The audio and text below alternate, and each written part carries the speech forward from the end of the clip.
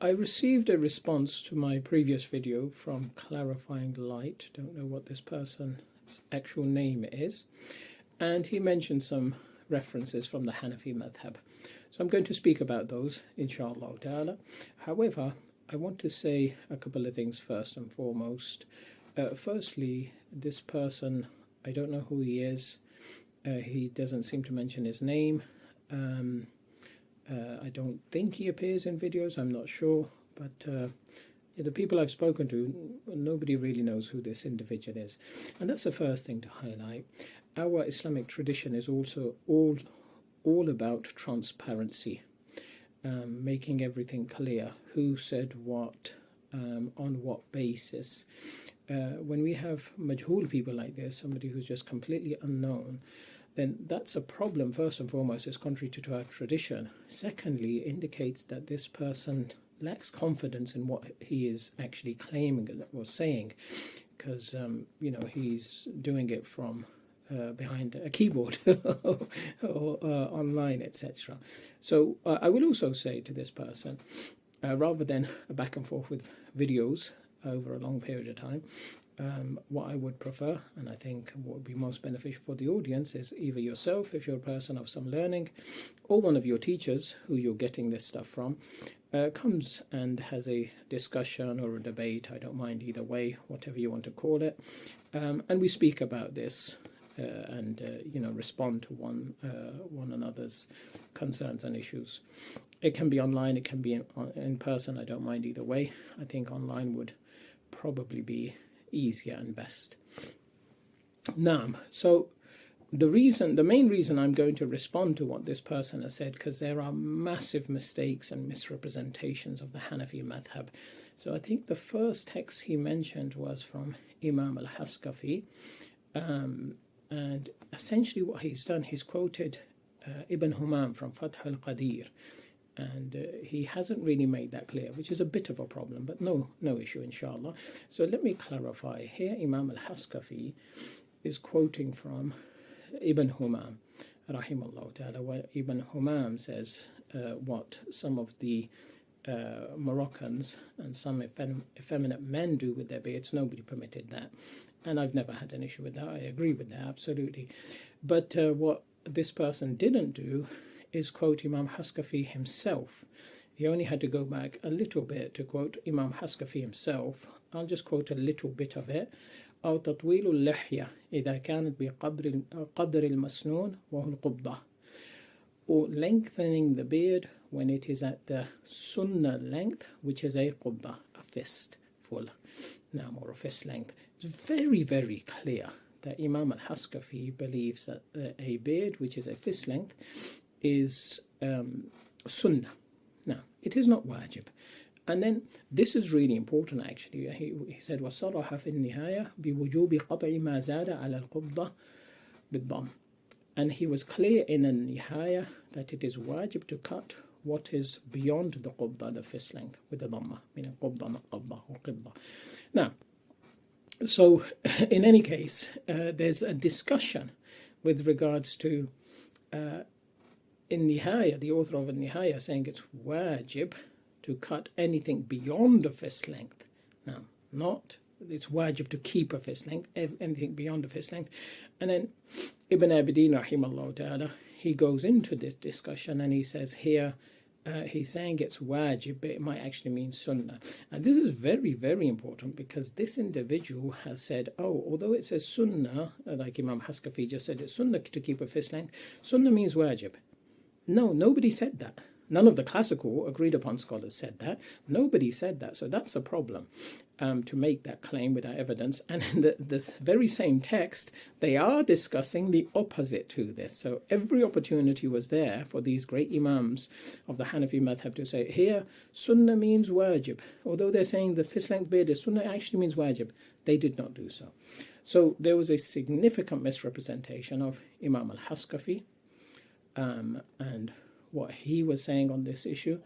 Then again, he quoted from Ibn Abidin, rahimahullah ta'ala. Once again, Ibn Abidin is quoting Imam Ibn Humam from Fath al-Qadir, which I've explained and I'll come back to in a moment. But he did not quote what Imam Ibn Abidin himself said regarding the beard.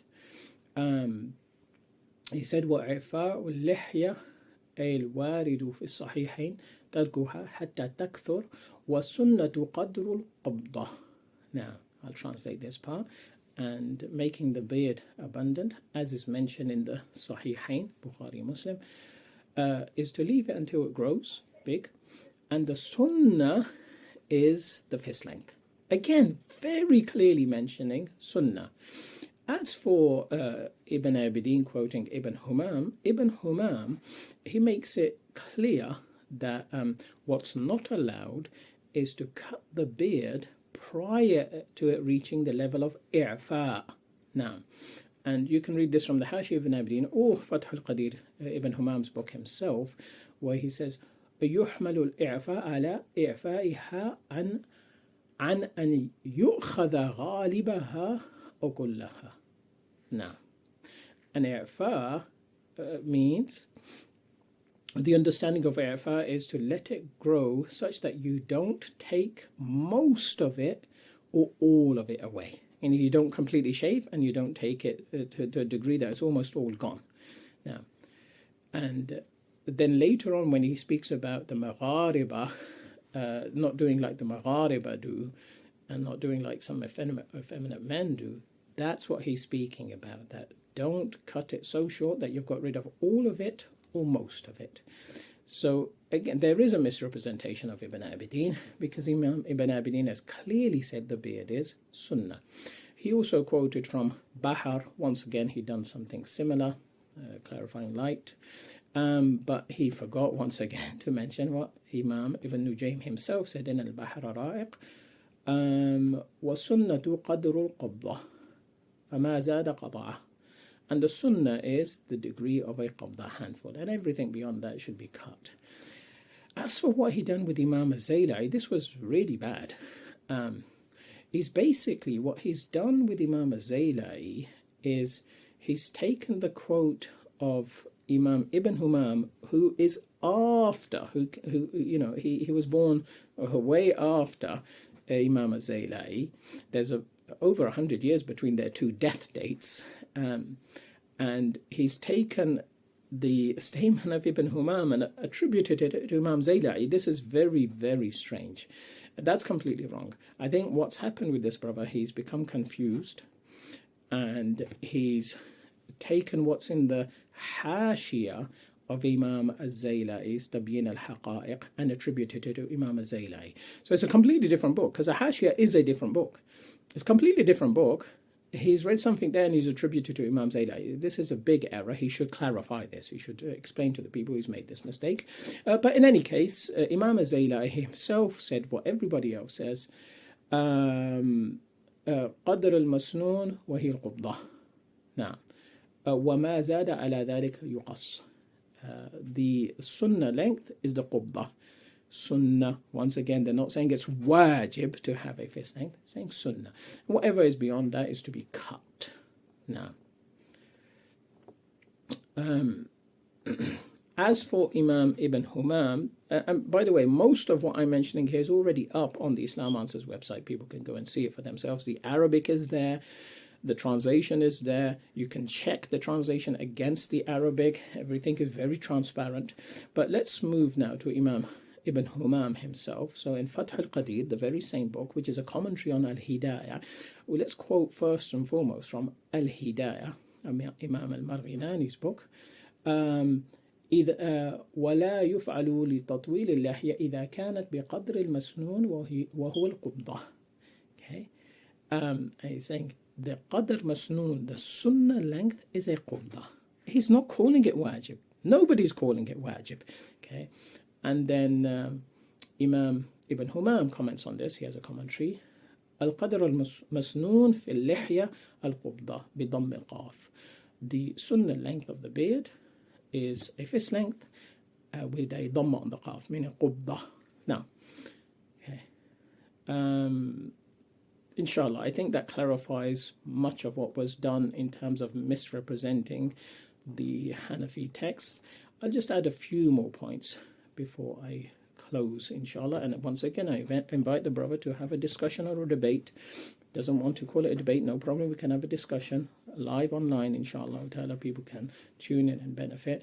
But what I will say, what he didn't do in his response is respond to Ali al-Qari's statement. And I'm going to come back to that in a moment. He said, oh, in the Hanafi Madhab, sometimes sunnah means wajib. Okay, I agree. Sometimes they'll say something is sunnah, and then other scholars will clarify it's actually wajib. He mentioned the example of Eid. I think a better example would be witr prayer. Witr prayer is wajib in the Hanafi Madhab. But in any case, no problem. There's no doubt about that. I teach this all of the time in my fiqh classes, that yes, sometimes they'll use sunnah to mean wajib. But the point is, you can't just make that up. If you could just make that up, you could turn any sunnah into a wajib.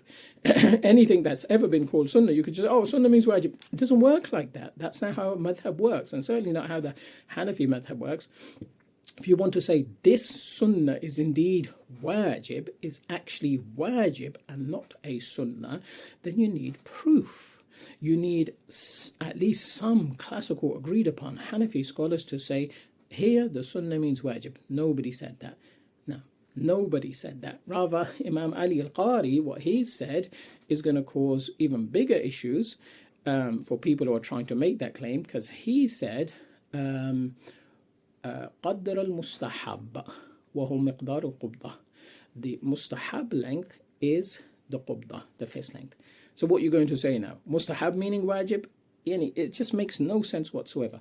People, when they make a mistake, it's best just to own up to that mistake. Otherwise, you will make further and further mistakes, and it will just make no sense whatsoever. Imam Ali al-Qari clearly mentioned that this fist-length beard is mustahab. He didn't even call it sunnah in this text, in Sharh Musnad Abi Hanifa, rahimahullah ta'ala. Final 2 points. I don't want to make this video long. The brother quoted Ahmad Rida Khan Barelvi. Okay. Firstly, Ahmad Rida Khan Barelvi is an authority for Barelvis and nobody else. He is not an agreed upon authority in the Hanafi Madhab.